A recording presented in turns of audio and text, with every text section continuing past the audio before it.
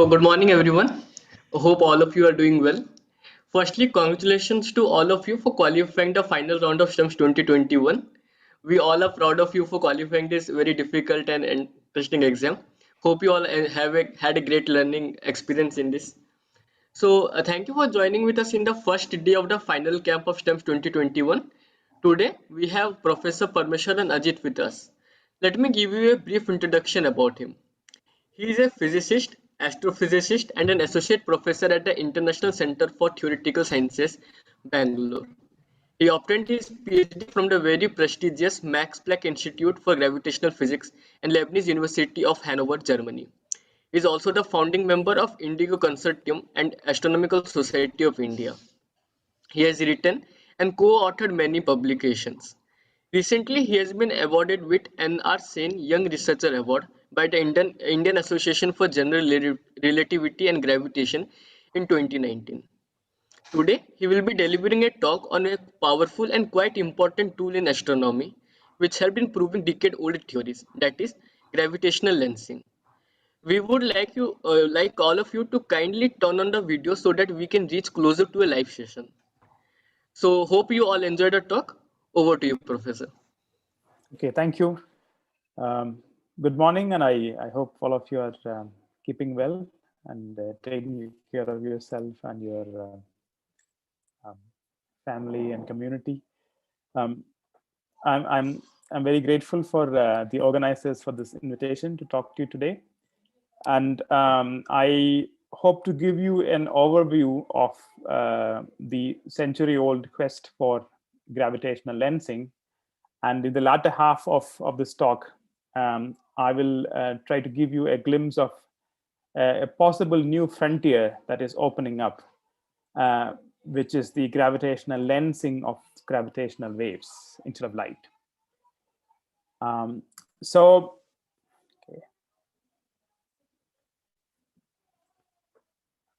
Give me 1 second.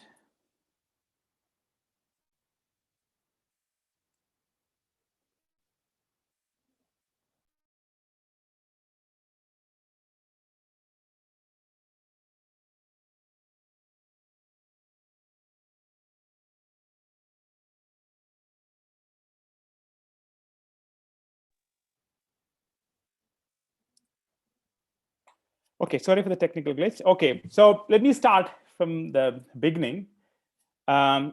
Both the phenomenon of gravitational lensing as well as gravitational waves are a prediction of Einstein's theory of gravity called the general theory of relativity. And as most of you know, this is the most accurate theory of gravity that we have access to. It's a century-old theory. It was proposed in 1915. We already celebrated the centenary year in 2015. So this is a very different, this provides a very different description of gravity as compared to the Newtonian theory of gravitation, which all of us are quite familiar with. So while Newton describes gravity as a force between massive object, Einstein theory provides a very different description. It says that gravity is a manifestation of the curvature of space-time, and any massive object would cause a curvature of the space-time. And not only a massive object, but also other forms of energy, for example, electromagnetic fields, can also cause a similar curvature in space-time. And this is due to the famous equality between mass and energy that most of the population is aware of. So very, very far away from massive object, the space-time is described by a flat geometry. It is called a flat manifold. And this is where all our usual axioms of geometry that we learn from schools, that is due to Euclid and others, are valid. For example, if you draw a triangle and add the angles inside the triangle, it will add up to 180 degrees. But in the vicinity of massive objects, especially massive and compact object, space-time is strongly curved, and all our axioms of Euclidean geometry will not be true there. For example, if you draw a triangle and add the angles inside the triangle, it will not add up to 180 degrees. So even it's very difficult to imagine and see a curved space-time because a space-time itself has 4 dimensions. We have 3 dimensions of space and 1 dimension of time at a single object. And if you want to just visualize the curvature of this 4-dimensional object, you need to have access to a 5th dimension, which we do not have. But it is possible to actually make intrinsic measurements of the local measurements of the intrinsic geometry of the space-time. And for example, one cartoon example, which is to draw a triangle and add the angle in the triangle. But one could actually do physical experiments to verify whether that is the evidence, that is the manifestation of gravity. And this presents a number of very interesting observable consequences. For example, we know that light travels through straight line, and that's because in our everyday experience, the space-time that we live in is very close to being flat. The gravity of the Earth is actually quite small to produce a very strong curvature in space-time. So that's why we see that light is traveling through a straight line, because the shortest distance between 2 points in a flat space is a straight line. But in the vicinity of really massive objects, like for example the sun, the space-time is curved, and light would try to travel through the shortest distance between 2 points in this curved space-time. And these are called geodesics. These are generalizations of straight lines. And this can have a number of very interesting consequences. For example, imagine a star whose rays are grazing the limb of the sun. And an observer who is sitting at this other side would see that the light rays are bent. In fact, she would see that she would see an apparent shift in the position of the star, because if you extrapolate the straight line path backwards, you will get a different direction, which is not the actual direction, actual location of the star. And this actually presents a possibility of making a test of general relativity, because we know the mass of the sun, because to the planetary motion of planets.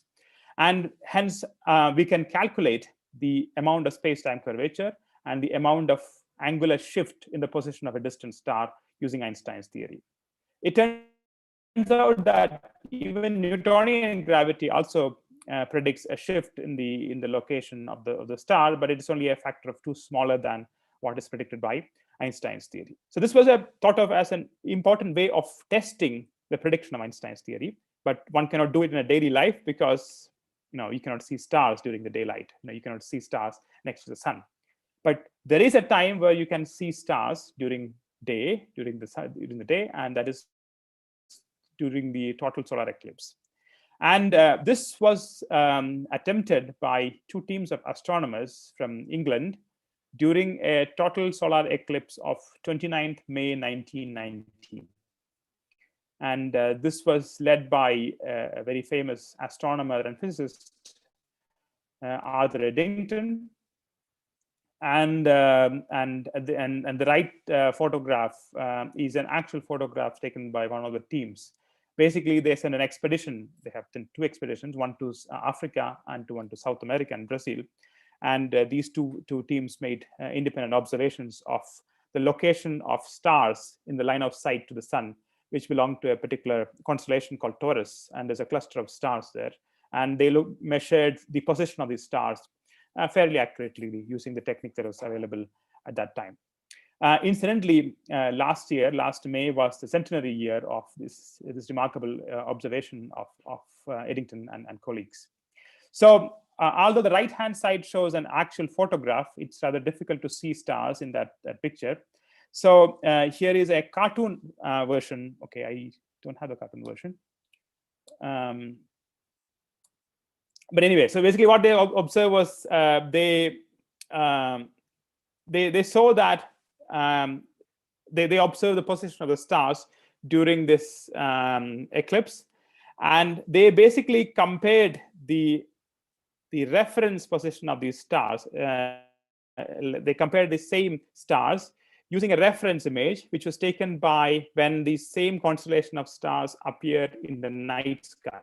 So when there is no sun in between us and the stars. So when they compare the photographs taken during the eclipse with a reference image, they saw that during the eclipse, the position of the stars have shifted.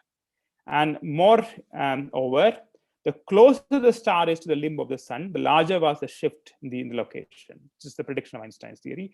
And moreover, the amount of angular shift was in perfect agreement with the prediction of Einstein's theory. This is a very important and probably the first remarkable new prediction of Einstein's theory that was verified using an observation experiment. So this made Einstein a celebrity worldwide in no time. So, for example, on the right-hand side is an article came up in the New York Times a few days after, in fact, the day after Eddington announced his results in a meeting of the Royal Society. So they very emphatically state that the Einstein theory triumphs and the stars were not where they seemed to be, but nobody need to worry. It was not only in Europe and the Americas where this made news. The left-hand side is a newspaper article written by Meghnad Saha, the newspaper Statesman, published from Kolkata. And here, Saha also states very, very emphatically that if these observations hold, then that would completely change our understanding of space and time. And this is indeed what happened in the last century. So this theory has basically completely revolutionized our understanding of space and time. And we have now much more dramatic examples of this gravitational bending of light. And some of these are called gravitational lenses. And here is a cartoon example of this. The bottom left is the Earth, where we are. And on the right top is a very bright galaxy. And between this bright galaxy and us, there is another massive galaxy or a cluster of galaxies, which has a huge amount of mass. And this basically provides a curvature in the space-time. And the light from the background galaxy try to follow the geodesics of this curved space-times and it will be bent. So you can see that basically this foreground galaxy light beams from the background galaxy. And it's not a very good lens, so it doesn't make a single image, but because of the imperfectness of the lens, it can provide multiple images depending on the geometry of the lens, etc. And you could see multiple copies of the image of the background galaxy through this gravitational lensing. So this is a cartoon plot. While there are many dramatic examples of this observed by astronomers. For example, you see this second row left column. There is a ring that is surrounding a bright spot. This is an actual photograph taken by the Hubble telescope. And what you see in the middle, the bright spot, is a very bright galaxy that is acting as a lens. And there is another galaxy that is behind it, very far away. And basically, these two galaxies are in the same line of sight from the Earth. There is a perfect axisymmetric configuration. And the light from the background galaxy is basically curved by the foreground lensing galaxy, and it makes a ring-like image of the background galaxy. And this is called an Einstein ring. So you see this perfect ring-like image which is stretched image of this background galaxy. So there are some very dramatic examples. And on the next, the right column, second row, is what is called an Einstein Cross.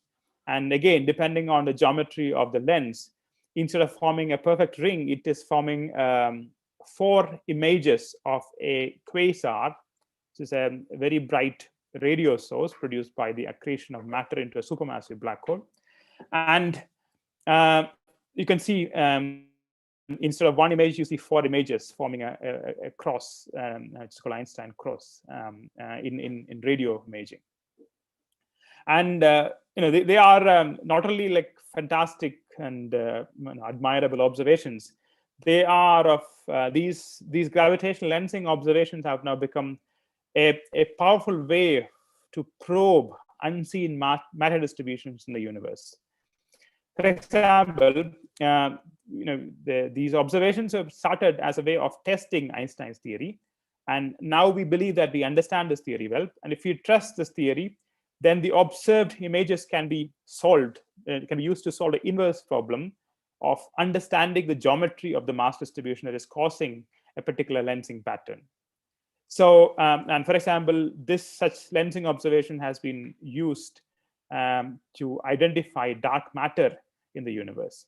So that the top row shows two such, or one pair of dramatic such observation.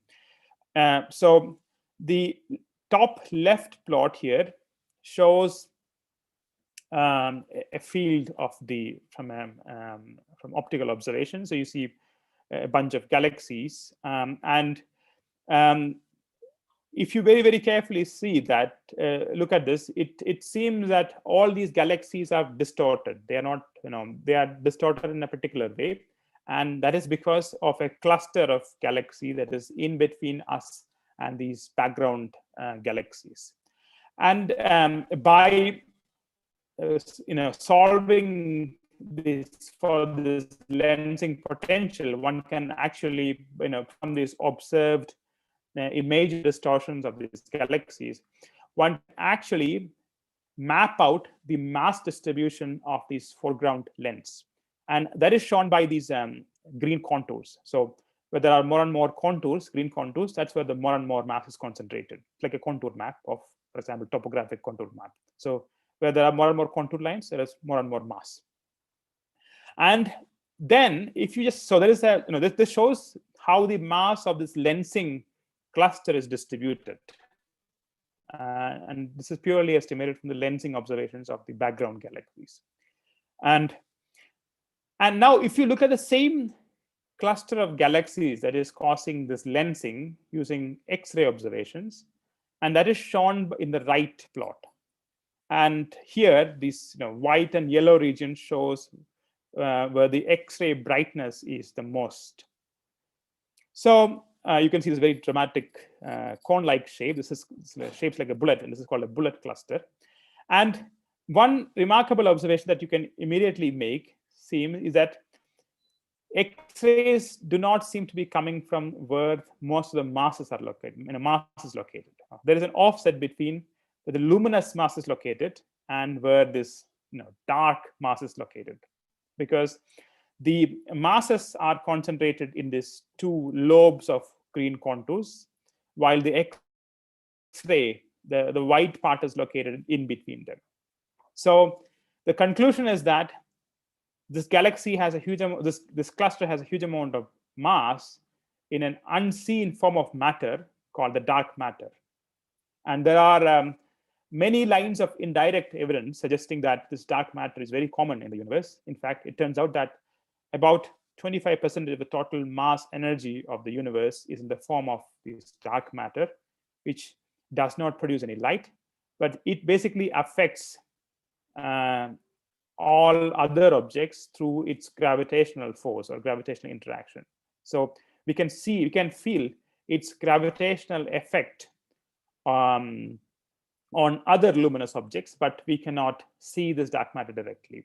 And that is one of the most important puzzles in modern astronomy. And so, this gravitational lensing can be used to map out such distributions of dark matter in the universe.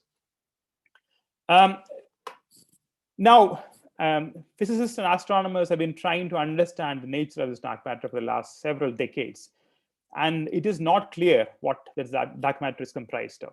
So there are two possible hypotheses. One is that this dark matter is some small particles which are not described in the standard model of particle physics. There are some sort of beyond standard model particles, and there are candidates of such particles. One is called so-called weakly interacting massive particle, or WIMP,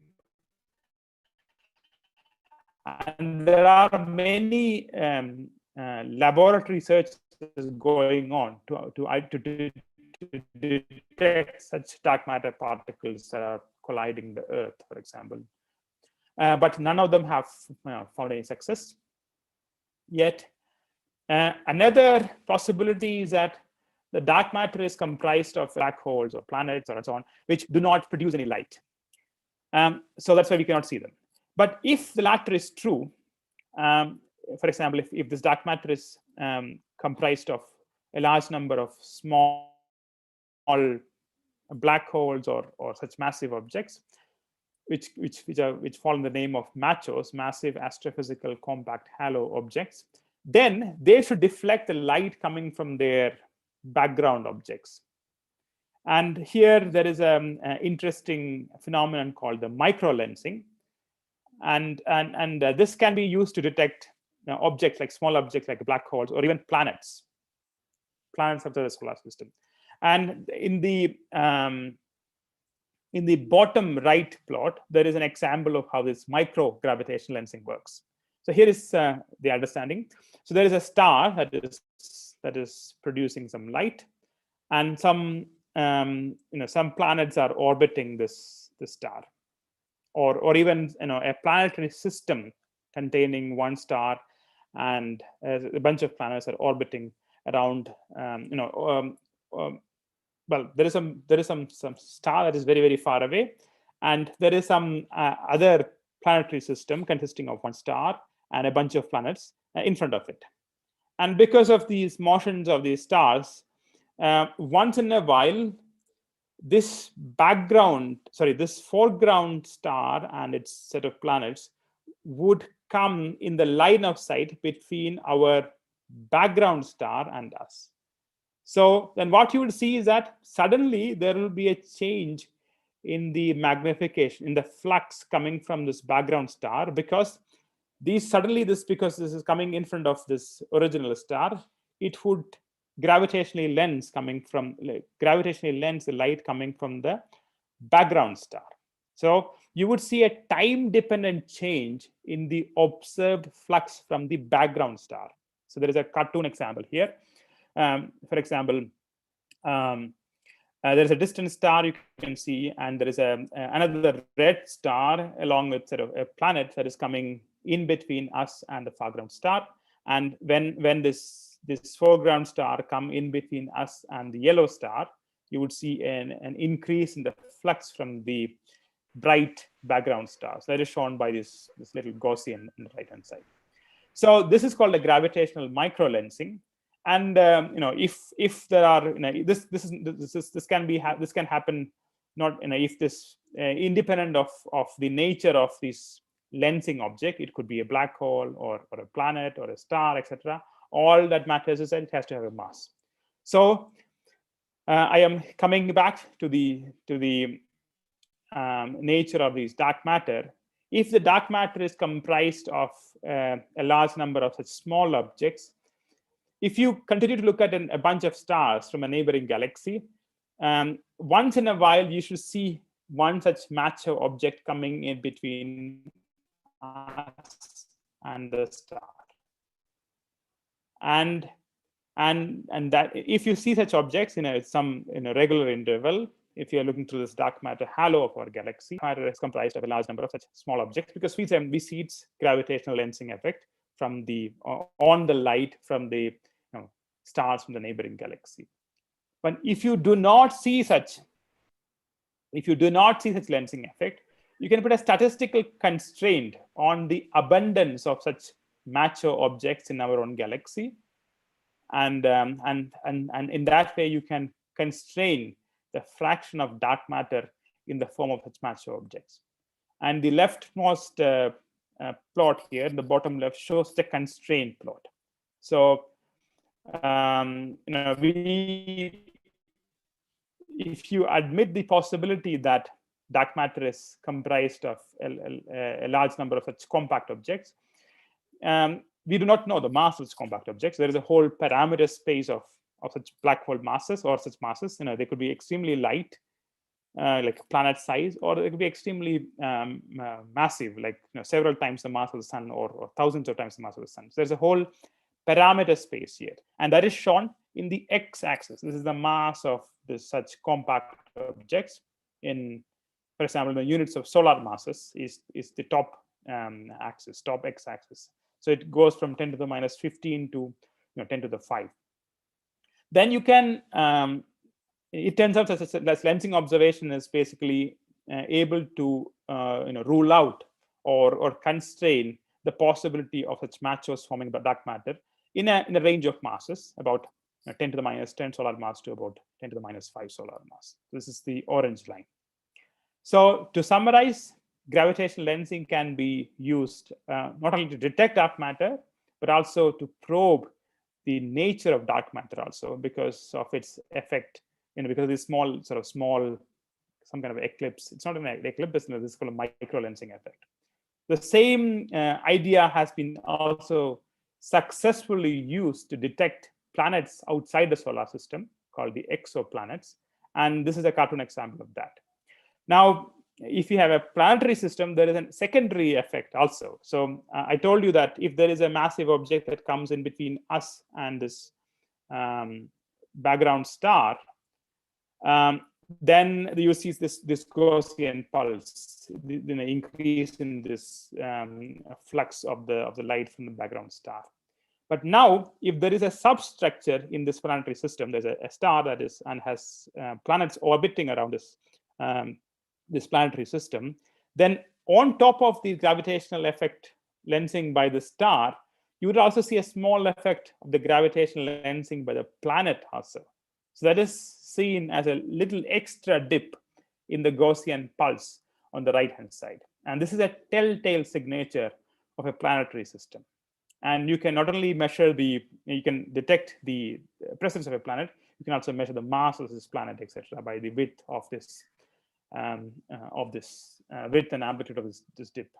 So such gravitational microlensing observations have been used to detect exoplanets in the last decade or so. So to summarize, the gravitational can I sorry to interrupt. I just had a question here in this slide.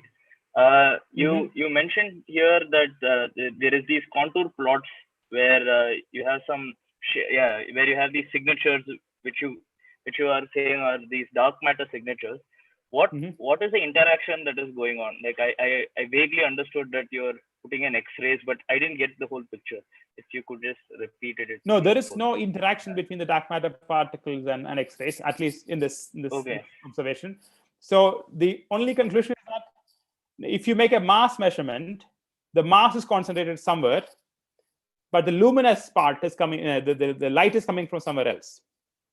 So traditionally, we would attribute, if you see, if you see a star, you can basically associate a mass to the corresponding luminosity. So we would imagine that most of the mass is coming, most of the light is coming from where the mass is. But here it turns out the mass is somewhere else. Most of the mass is somewhere else, which are basically dark, which we cannot see. But the light is coming from only some other parts. There's a discrepancy between where the mass is located and where the light is located. All right. Thanks. Yeah. Yes. Thank you. The conclusion that most of the mass is in the form of dark matter. Sir, there is another question in the chat box. How accurate is the mapping of dark matter that we make using gravitational lensing? It is pretty accurate, and there is a little bit of noise and so on. But because if you believe, one can actually solve the inverse problem. So there are no major gaps in our understanding there. Okay. So, for example, if you were to make an analogy,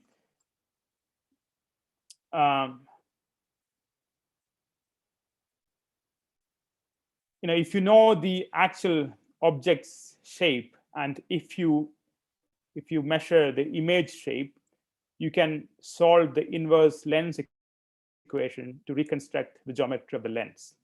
It's a pure optics problem. And this works in a very similar way. Hello, sir. I too have a question. You mentioned that this method can be used for the detection of exoplanets. Sir, I want to ask, like, is this method? Is this method is like how effective is this method with respect to the others method, like the transit method as well as the radial velocity method? Is it more precise? Yeah, I think most of the exoplanets are discovered using this transit eclipse method. Yes, sir. And I do not know the exact number, but a small fraction is detected using the gravitational microlensing. Okay. I might be wrong, but I have a suspicion that probably the first. No, don't quote me on this, but I suspect that this first exoplanet detection from, which is a planetary system around a pulsar, was probably detected using microlensing. I'm not entirely sure, but it's only a small fraction. Okay, sir. Any other questions? So for detecting an exoplanet around a star, is there any condition like the star must be a very heavy star, or means it should have a high gravitational waves or something? Yeah, so the amount of gravitational lensing depends on the mass of the star, and so it has to have there is a minimum mass that you need to have so that you can see this effect on top of your detected noise. But I don't know what that mass is. Okay, thank you, sir. Again, it depends. It's a very detector specific question. It depends on how long you expose and how you use your signal noise ratio, etc. But there is some minimal mass required. And also, if you go to some very low masses and very high masses, the effect also going to be washed out in a given exposure time.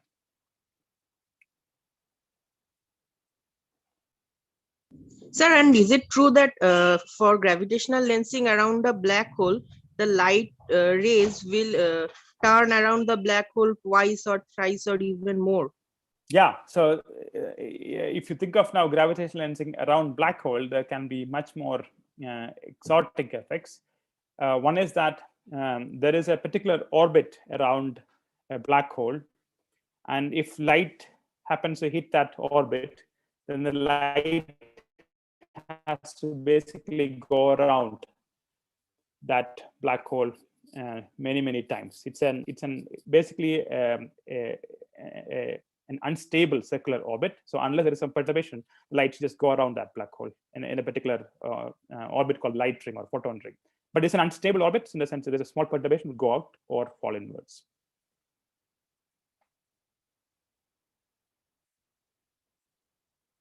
Any other questions? Okay, then I'm switching gears now. So far, I've been talking about how the gravitational lensing of light has emerged as a very powerful tool for astronomers and cosmologists. And then the next half of my talk, I'm going to discuss how a similar possibility exists for the gravitational lensing of gravitational waves. So as most of you are aware, the gravitational waves observations have now established a completely new branch of astronomy. So in the last 5 years, the LIGO and Virgo have detected about 50 gravitational wave signals from merging black hole binaries or neutron star binaries or possible black hole neutron star binaries. So compact binaries involving black holes and neutron stars. And apart from these 50 of the order of 50 events released by the LIGO collaboration and Virgo collaboration, since the data is now public, many other groups are also digging deeper into the data and discovering more and more sort of sub-threshold events. And the data from the third observing run, half of the analysis is complete, and the next half is currently ongoing. So we really have now dozens of gravitational signals, which is only going to increase in the next few years. So we are firmly into inaugurating a new branch of astronomy. And there are some very, very exciting observations have come out already. So of course, these observations are the first direct observation of gravitational waves. Apart from that, they provided us the first evidence of merging binary black hole systems. They have provided the first observations of stellar mass black holes, which are much more massive than about 30 solar masses. Of course, we have had black hole candidates from our own galaxy discovered through X-ray observations. But most of these black holes are rather light. They have masses less than 10 solar masses. And it is the first time we have seen galactic stellar mass black holes. And it turns out that there are new populations of black holes that are much more massive than we know that there are. We also have seen some potential evidence of intermediate mass black holes, which have more massive than about 100 solar mass. And this came from the observation of a particular signal, which is codenamed GW190521, and named after GW happened on 2019 May 21. And this seemed to have produced a rapidly spinning massive black hole about 150 solar masses. And there is a very conclusive multi-messenger observation of a binary neutron star merger, which is the name of 170817. And astronomers have detected an associated short gamma ray burst and a kilonova emission. It's an isotropic emission from the system. So there's a great example of a multi-messenger observation in which both gravitational waves and a full spectrum of electromagnetic waves are discovered from the same merger of two neutron stars, and result in a huge amount of new science. There are some potential candidates of black hole neutron star systems or other double neutron systems, which we are not sure about. In particular, there is this one signal, GW190814, which involved a heavy black hole and a smaller compact object. And this smaller we do not know the exact nature of this small compact object. It could be either the heaviest neutron star that we have ever seen, or the lightest black hole that we have ever seen. So either way, this is really in a world record, if I may say. But we do not know the nature of this system. And if you are interested, there are, of course, all the publications in the LIGO Virgo collaboration are summarized in this web page, but also there are very accessible science summaries from each of the papers. So I encourage all of you to read these science summaries from the LIGO Virgo papers, which are given in this URL down below. And there is a huge amount of interesting science have come out of these observations, but these observations have only begun. The LIGO and Virgo have not yet achieved their design sensitivities, and they will achieve this design sensitivity in the next few years, next couple of years. And there are already planned upgrades of LIGO and Virgo detectors, which would happen in the next decade, including a new detector in India called the LIGO India. And if you just extrapolate the evolution of sensitivities and compute the expected space-time volume that is probed by these upcoming observations, one could guarantee that in the next 5 or 10 years, we will be detecting certainly hundreds of gravitational signals and possibly thousands of gravitational signals. There's a guaranteed source there. And these observations will provide a huge amount of new science. For example, they are very, very interesting probes of the astrophysics of black holes. They offer very interesting probes of the nature of gravity in extreme conditions, in extreme velocities, and extreme gravitational fields are involved.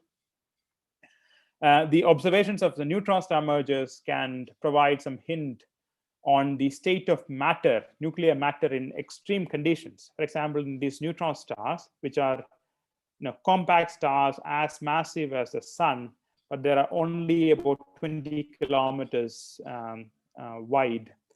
And the matter is fused to super nuclear densities there. And we do not know what is the nature of matter at these extreme densities.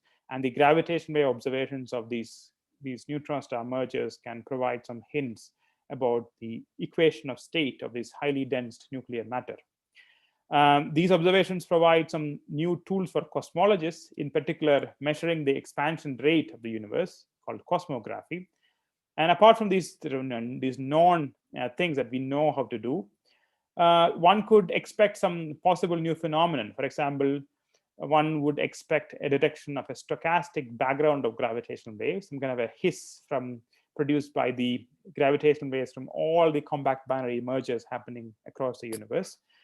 And one could possibly detect the gravitational waves from spinning neutron stars. So far, we have detected only gravitational waves from a binary system consisting of 2 neutron stars. But it turns out that a rapidly spinning neutron star, which has some mass asymmetries, some deformation, can also produce a continuous gravitational wave. And there is a possibility of observing this from the neutron stars from our own galaxy also.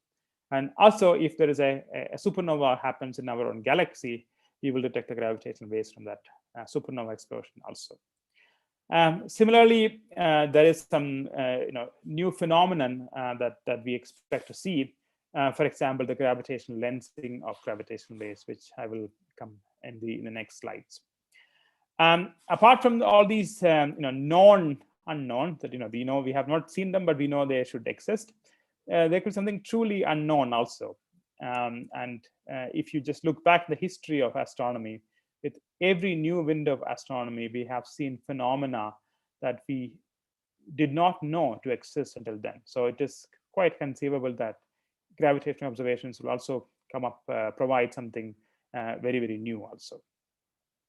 So, but let me come back to this topic of this talk, which is the gravitational lensing of gravitational waves.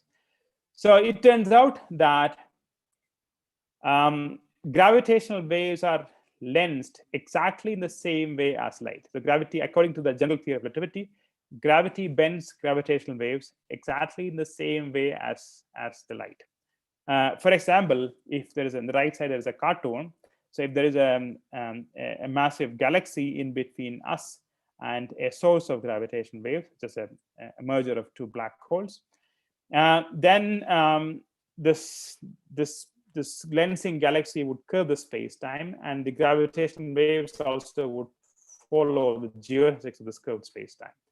And there are multiple geodesics exist between us and the source, and because of that, the path length of these different geodesics can be different in general. So as a result, one gravitational signal, one image would arrive in the Earth first, and the next image would arrive after some time later. So this is analogous to having these multiple images, for example, that we have seen in quasar systems in the left image. And you can see quadruple images or double images, etc. But more interestingly, unlike quasar, these mergers are transient sources. So even if there is a time delay between different images in quasar spectrum, in a quasar lensing, it is very difficult to identify their time delays. But here, because this is a transient source, that is, whose signal lasts only for a fraction of a second, we can clearly see that one signal has arrived now, and after a few hours or a few minutes or a few days, the next image would come. The next copy of the signal would come. So it's a very interesting possible observation. And people have done detailed calculations of the possibility of this happening. It's a very small probability because you need to have a galaxy in between us and a compact source. And it turns out that this fraction is very small, is of the order of 0.1% or so. But because we are expecting hundreds and possibly thousands of signals in the next few years, just by pure statistical chance, we expect to see a galaxy in between us and the source. And we expect something like 0.1% of the gravitational waves that you would observe to be lensed. So that's still, if you expect a few hundred events or a few thousand events, then we might get a handful of observations of gravitational lensing in the next few years. So 100 years after Eddington's observation of the bending of light, we are in the verge of detecting the gravitational lensing of gravitational waves. And so this can produce a number of interesting consequences. as I told you, one would clearly see multiple copies of the same signal. And basically, this, this whole thing, if the lens is a galaxy, then you can treat this whole thing in pure ray optics or geometric optics limit. So essentially, this does not change, the lensing does not change the shape of the gravitational signal, just like in the case of light, because the galaxies is a huge mass. It's maybe 10 to the 13 or 14 times the mass of the sun. So the corresponding length scale, what is called a gravitational length scale, is like 10 to the 13 or 10 to the 14 kilometers. That's huge as compared to the wavelength of gravitational waves, which is of the order of 100 kilometers only. So you can basically neglect the wave nature of gravitational waves and treat them as a pure ray. And the only difference between these multiple copies that we get from the lensing is that there will be a magnification in each of these. So one could be dimmer as compared to the other. So there is a relative amplification of the signal, but the signal shape basically essentially remain unchanged. So it is very difficult to identify such lensed gravitational signals because unlike the case of the gravitational lensing of light, because still our signal to noise ratios are quite modest.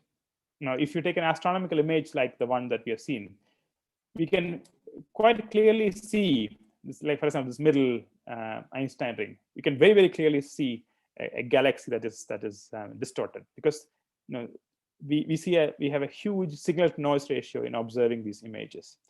While in the case of gravitational waves, our signal to noise ratio is quite modest, of the order of 10 or so, 15, while the signal to noise ratio in astronomical images could be several thousands to millions.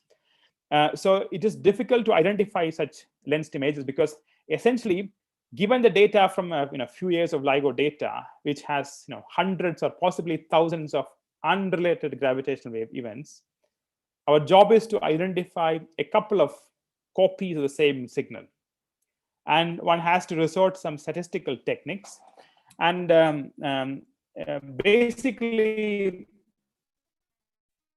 you are relying on the idea that if you have two copies of a gravitational wave lensed signal, they have to come from the same location, the sky, and they have to correspond. If you extract the parameters of the system by analyzing the data, they have to have the same parameters. For example, they have to correspond to the same masses of the black holes in the binary, etc., etc. So we have developed a statistical method, which is called Bayesian model selection, to identify lensed gravitational signals among in LIGO data. So basically, we ask the following question. We take, if you have several, let's say n events in LIGO data, n gravitational signals in LIGO data, we construct pairs of events. And if you take one pair of events, signal 1, signal 2, you can ask, there are two possibilities, right? One is that these are just gravitational waves coming from two independent mergers happening at different parts of the world, of the universe. And another possibility is that these are lensed copies of the same merger of black holes. So you have two models, two hypotheses. One is that they are unlensed, they are just independent. And one is that they are lensed copies. So given the data, we can construct the evidence for these two hypotheses in using Bayesian inference. And you can compare the evidence of these two hypotheses. The actual details are a bit complicated, but that's the essential idea. One can also rely on the time delay between two images to guess whether these two images are lensed or not. Because if you have a distribution of the mass of the galaxies, which we have through galaxy surveys and so on, we can calculate the distribution of the time delays between the two images produced by such gravitational lenses. And it turns out that if you do a full astrophysical simulation, these time delays have a distribution just of the order of minutes to hours, and tending up to even days or something months also. And similarly, we can also calculate the distribution of time delay between independent gravitational events. They are what is called a Poisson process. They are a completely independent statistical process. And you can, you get a distribution of time delays between two signals, assuming they are unlensed, and one is assuming that they are lensed. And then if you take one pair of events, you get a one measurement of time delay, and you can ask this particular random variable is more likely to come from one distribution or the other. So that gives you another hint on whether a pair of events is lensed or not. So now we can set just two such likelihood ratios or evidence ratios. It shows the evidence ratio of the evidence between two competing hypotheses. So call it BLU or RLU. And for example, the large values of this BLU means one pair of events is lensed. Similarly, a large value of RLU means one pair of events is lensed. So, and here is an example from a set of simulations performed to see how well our method works. Here, for example, is black stars are simulated lensed gravitational waves. And you can see that statistically, they have larger values of BLU and larger values of RLU. And these green dots are unlensed events. So they are statistically, they have larger values, sort of smaller values of these evidence ratios or likelihood ratios. So one could then, decide a threshold on these, and that can be used to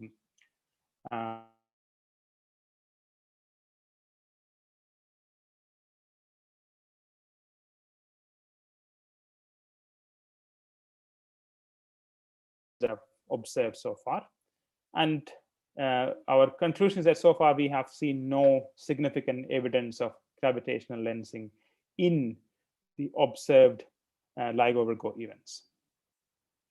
And one could also look at the other, other effects of lensing in the observed data. For example, lensing would magnify these events, and that can have some potential impact. And again, we do not see such evidence of highly magnified images, events in the LIGO Virgo data, and we rule out lensing. Another very interesting aspect of gravitational lensing of gravitational waves happen when the lens mass is quite small. For example, in the case of a black hole or a star, the gravitational length, gravitational radius corresponding to that mass, for example, a gravitational radius corresponding to a mass of the sun is about 3 kilometers. And a gravitational radius corresponding to a black hole of about 10 solar mass is about 30 kilometers. And these are comparable to the wavelength of gravitational waves that we observe, which are of the order of 100 kilometers. And when the wavelength is comparable to the size, the gravitational radius of this object, then some very interesting optical effects happen.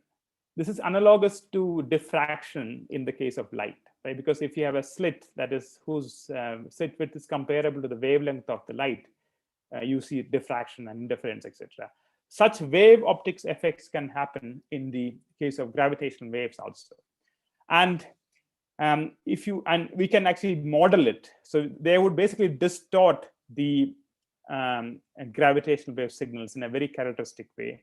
And we can look for such evidence of such distortion in the observed gravitational wave signals. And again, so far we have not seen any evidence of such things.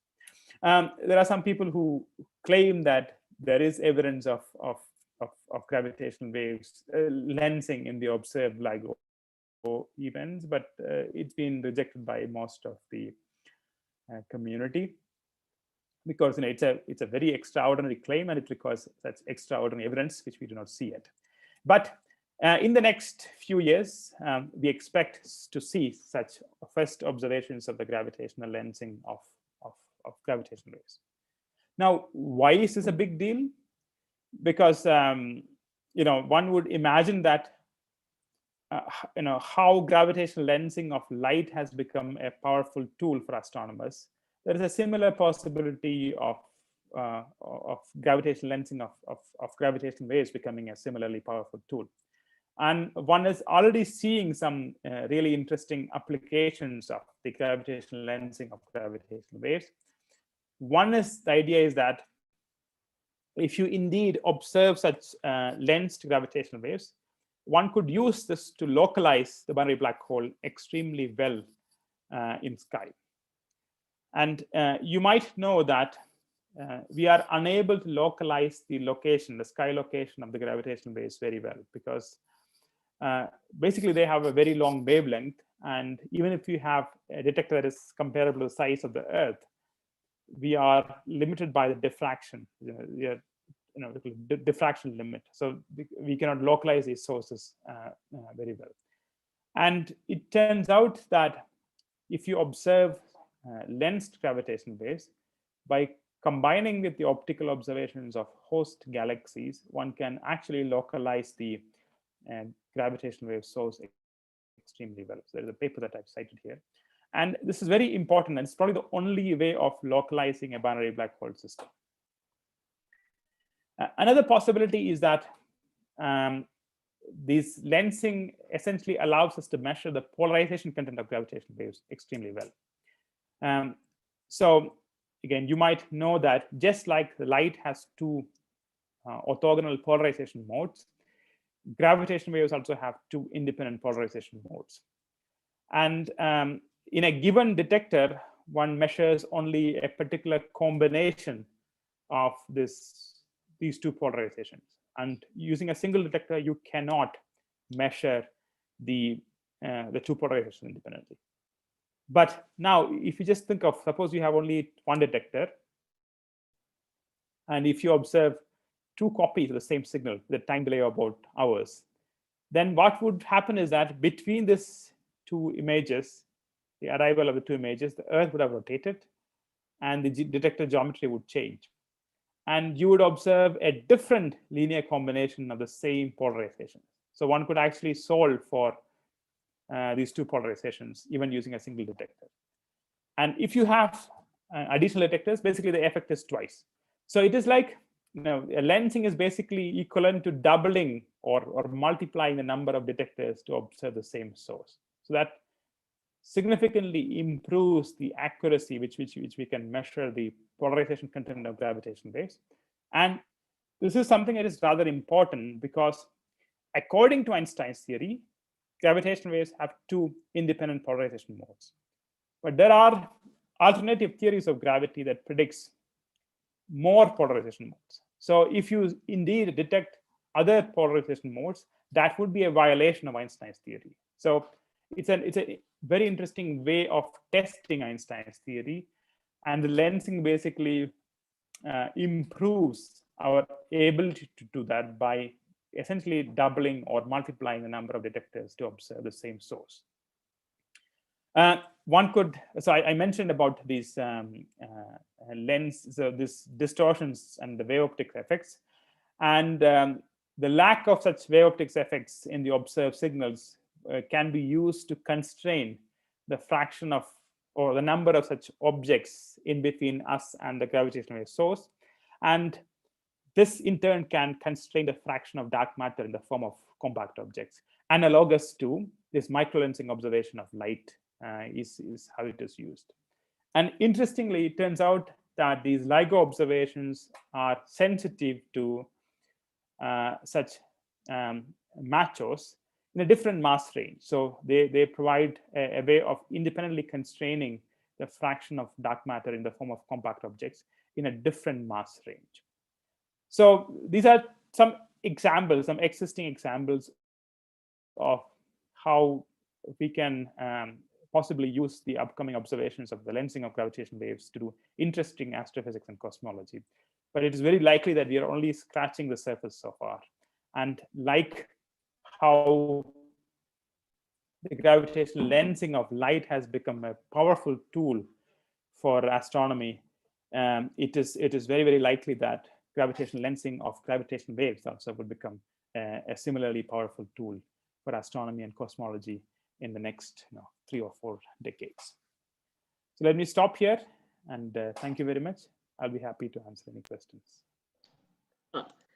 Thank you, Professor. It was really a wonderful talk, and so like the images and like the data, it was really wonderful to see like the so many applications of gravitational lensing, starting from detecting galaxies and detecting the masses of heavy stars. It was really wonderful. I'm pretty sure all of us have like understood a lot of things today and new things in gravitational lensing by these images itself and the data. It was like the stats and everything was wonderful. So now we are open for a short question and answer session. So if any of you have questions, they can write in the chat box or they can unmute themselves and ask it. Hello, sir. My name So, is Ayush, and I have two questions. So, sir, one is like if since black hole was mentioned in this like in during this talk, so I'm wondering, so if we have one spinning black hole, or on other hand we have one Schwarzschild black hole, so will it make any difference in the gravitational lensing effect that we observe, the type of black hole that we are observing? um, if in the very close vicinity of black holes, it would make additional effects, but it's not due to lensing. And you might have seen it from the very famous radio image produced by the Event Horizon Telescope last year or the year before. If you have a spinning black hole, basically the light rays which are which are rotating with the same direction to the prograde orbit would be coming towards us from one side and going away from us in one side. So this would the rays coming towards us would be what is called relativistically beamed and would appear to be brighter, and the rays going away from us would be similarly dimmed. So you would see a change in the brightness of the image from one side as compared to the other. That's It's a Doppler interesting effect. sign of the spin of the black hole. So is it similar to Doppler effect, like what you just mentioned? Yeah, it is. Yeah. Yeah, and sir, in one of your pages of slide, you mentioned you are using the Bayesian model selection. So how are you defining the prior for those the candidate hypothesis? Is it some initial observations, or you are just using some non-informative priors or a flat priors for that? Yeah, so that's a good question. So our prior towards the lensing hypothesis has to be very small, because we can calculate, using the existing observations and theory. That's why the number I quoted, right? The expectation of the lensing is very small. It's like 0.1%. So that's a rough prior on a pair of events to be lensed. So this means that your likelihood ratio, if you want to claim one pair to be lensed, this means that your likelihood ratio has to be enormously large. Yes. Yeah. Sir, Sir, can is you there some?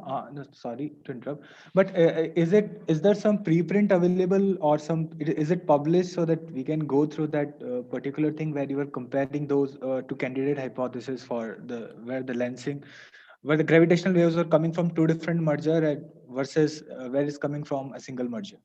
Yeah. So yes, we have written. So I've cited these papers. One is Harris et al. In 2018, which is where the method is developed, and the analysis on the LIGO data is Hanuk Sela et al. So if you look at the slides where I show these plots, I have cited these papers. So you can Google Okay, them sir. and find these Yes, papers. I'll go through them again. Yeah. Thank you for a great talk, sir. It was really You're amazing. welcome. Yeah. Welcome. Thank you. Sir, can you please give us an insight into how the GW detectors work? Yeah, so it's a long talk by itself, but to summarize, basically they work on the principle that gravitational waves are basically tidal forces. When gravitational waves pass, let's say, perpendicular to one plane, they stretch the space in one direction and compress the space in the other direction. So there is a deformation in the space geometry itself. So this means that if you have let's say if you draw a circle in space, that circle will be stretched to an ellipse in one direction and compressed in the other direction. So the circle will be deformed. And currently, the most successful technique for detecting such deformations in space is using interferometry. So you use an interferometer, and initially you can use the interferometer. You can lock the interferometer in such a way that their arms are nearly equal size, and you can adjust the arm length so that the interference is destructive. And when gravitational waves pass through this, perpendicular to the space, the one arm of the interferometer gets stretched and the other arm gets compressed. So light will take a longer time to go and come back in one direction, and shorter time to go and come back in another direction. And this will change the interference pattern, which one can read using a photodetector. And this is how the LIGO works. Okay, thank you, sir.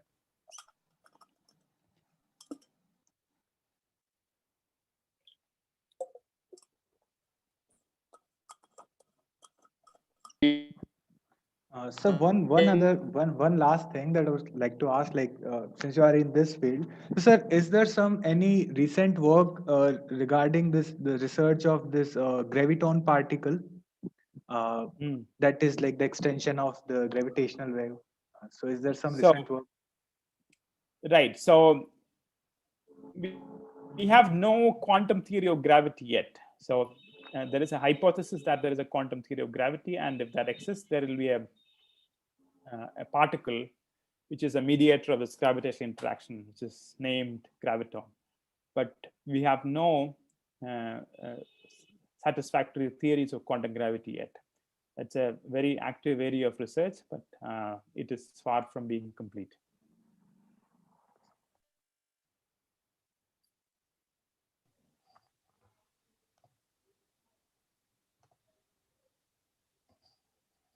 Thank you, sir. Are there any other questions? So I'm sure on sitting back with a cup of coffee and thinking about this lecture, you will have plenty of interesting insights to gather. So we're sure you'll come up with questions. In any case, so please do feel free to send us a mail or just drop us a text on WhatsApp, and we'll happily get it answered by Professor Ajith. So once again, a hearty thanks to Professor Ajith for delivering this wonderfully crafted session. So I'm sure it was the students wonderfully enjoyed it. So thank you very much for that.